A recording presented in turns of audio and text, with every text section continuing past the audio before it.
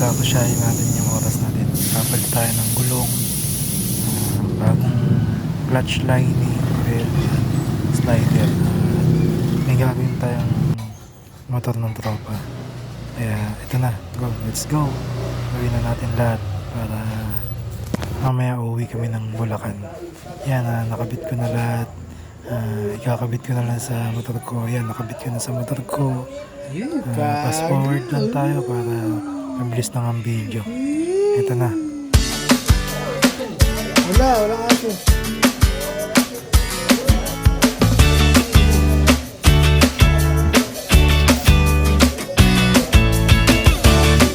Yung motor natin, ito naman sa tropa. Nalinis ko na yung loob ng magneto niya.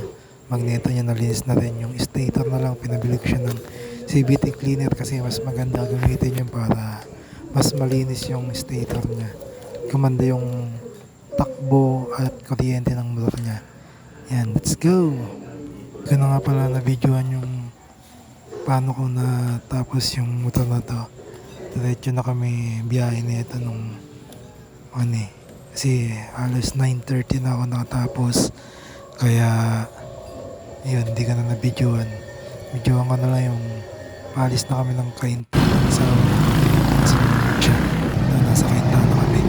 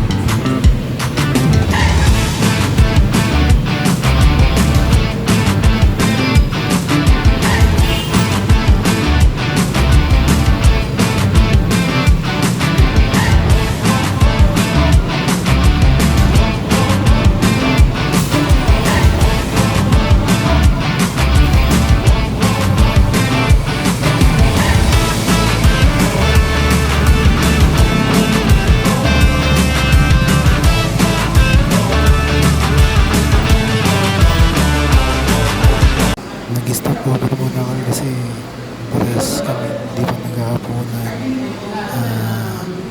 12 na ng umaga kaya Jollibee muna. Ito na.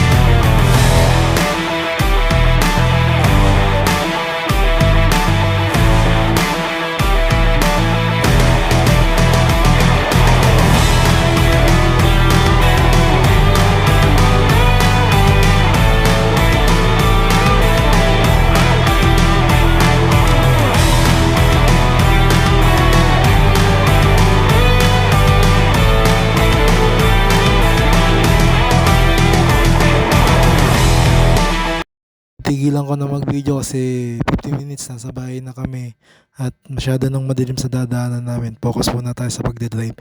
Salamat!